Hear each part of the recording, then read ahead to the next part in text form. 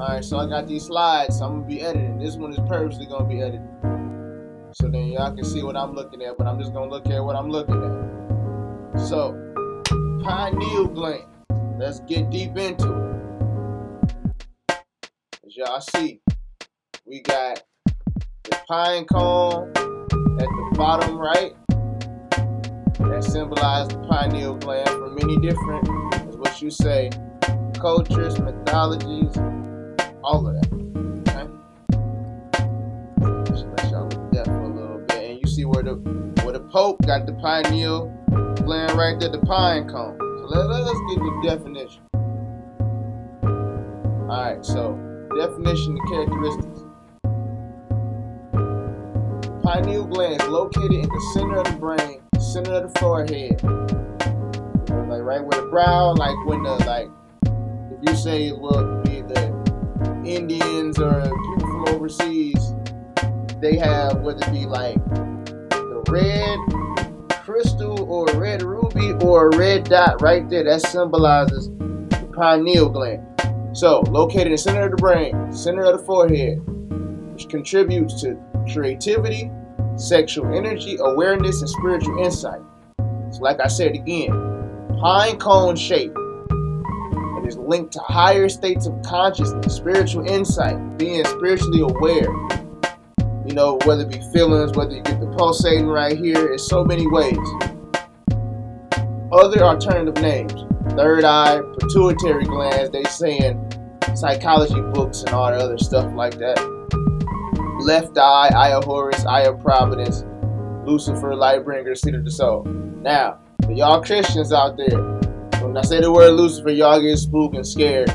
If you look up the etymology, Lucifer means light bringer or seat of the soul. Go look up the etymology, which is the root of the original meanings from each of the roots of the word and the origins of the meanings of these words. So, let's see here. So, myths that's linked to the pineal gland. So, you got the Egyptians, which I said, the left eye of Horus, and the Egyptian staff Osiris. Then you have in Hinduism, Hindus place a tilaka between the eyebrows as a representation of the third eye, like I told you earlier. So, third eye symbolizes the power of knowledge and detection of evil. It's like when they say you open your third eye, you be aware to shit you didn't even know what's been around you, aware the emotions. You start to see things as though they are. Greeks, Thyrs, fennel staff woven with ivory and leaves, topped with a pine cone. The tharsis, purported to drip with honey, was regularly used as a sacred instrument at religious rituals and fetes. In the Romans, the pigna, in the shape of a huge pine cone, 3 stories tall. And also for the etymology of myth, it is oral stories passed down without written record. These were told orally. These weren't like categorized or put in a sense of tall tales being told throughout the years and is written on papyrus and paper. Just like with the Bible is constructed of plagiarized many texts by the Council of Nicaea. Look that up. So it's like, it wasn't like Joseph or anybody said, oh, this style, thus, and then somebody sitting there writing it like it's a play drama. That's not what it was. Look, do your research. So we got some more things of the pineal gland. So, just to give a little freestyle runaround text, as you see these 2 pine cones, we got the eye of Horus right there, and you see everything is connected because that eye of Horus right there, and then that's the anatomy of the brain, and it shows the same thing. Everything is geometrically connected, everything is philosophical, everything is connected. It's just taking away the dogma, which is the lies and which is the religious extremism that uses that misuse for power. So, and then you got right here, almost look like a conducive, but see the snake and the two snakes right there in that shape representing the like the DNA strand, but the DNA strand is representing the same movement, the spiral movement of the Kundalini. Literally. Okay. And then right here, you see the medulla oblongata is literally like another connection. It's also, the medulla oblongata is also categorized or put together as the Holy Grail, which is that cup of the Christ energy, which is your seminal fluid, which is the Kundalini, which is the Christ consciousness, transferring from the opening and the shooting directly into the pineal gland. They say rivers of running water, rivers flowing to the consciousness seat of the soul. Alright, so I want to talk about one herb right here. So, according to Bobby Hemming and his research, before the 2000s, there's one thing called melatonin. And so, back in the 80s and 90s, people were taking melatonin, but melatonins were actually crushed up parts of the pineal gland from bodies. Now, of course, YouTube's gonna try to flag this video, gonna try to, everything like that, but we're gonna try to keep pushing. I ain't gonna go too crazy on y'all for the first one. But now, it's actually a herb in that sense. Just giving some background of just what I've known just off the cuff. But melatonin helps control the body sleep cycle. It affects your circadian rhythm. The circadian rhythm is your time clock.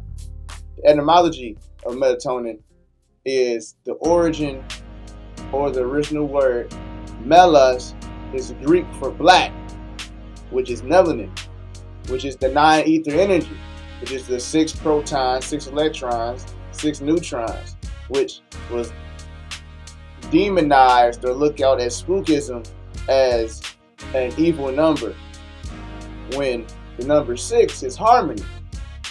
Do your research according to numerology. And the number 9 is finality, completion of a cycle, about to get into that new beginnings.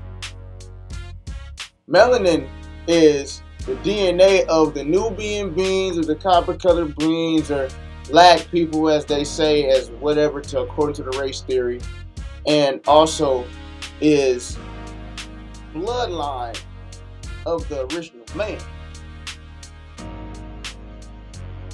Different experiences of the opening my pineal gland, being aware of all that, is like this. My first shroom trip I had was in Northwest Indiana, and when I took those shrooms, I think I took about an 8th or whatever it may be. Oh yeah, and for this, I am not encouraging anybody to take anything or any drugs. All this is at your own risk, so nobody flag me for this video. Alright, there we go. So,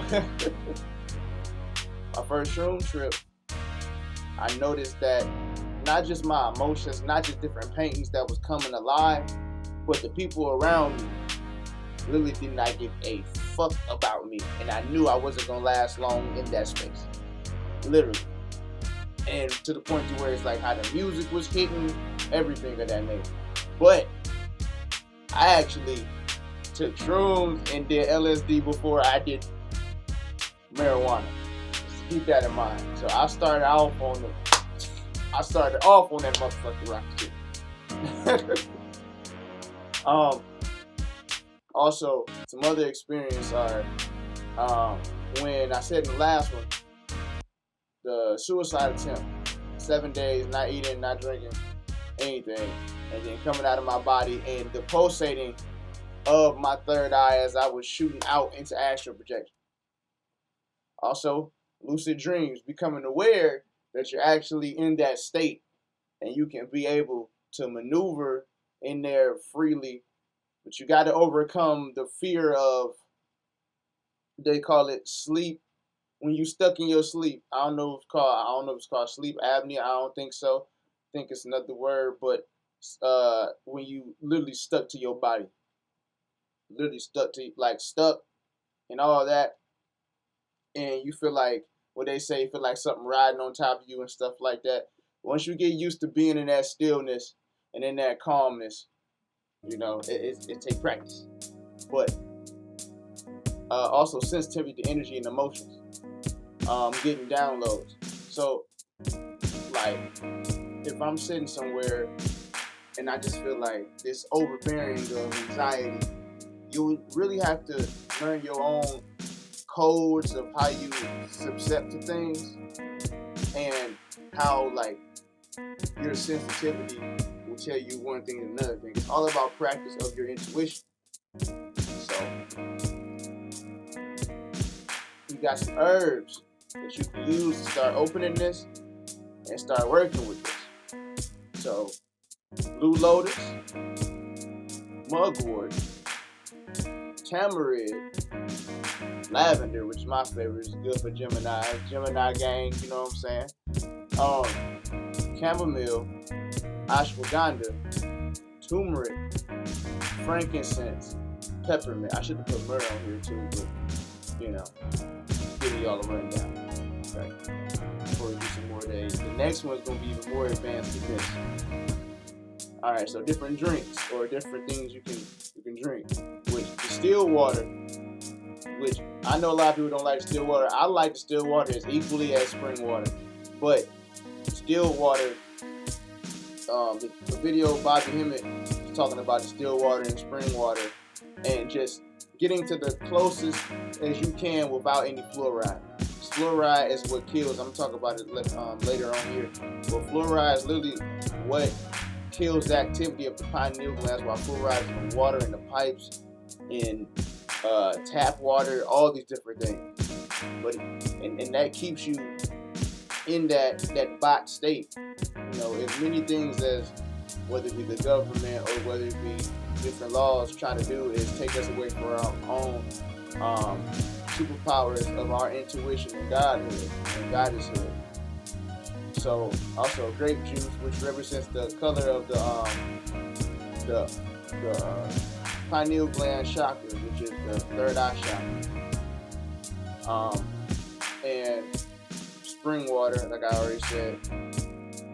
Let's see here. Go to the next one. I'm not even trying to keep y'all here too long. But essential oils are almost just the same as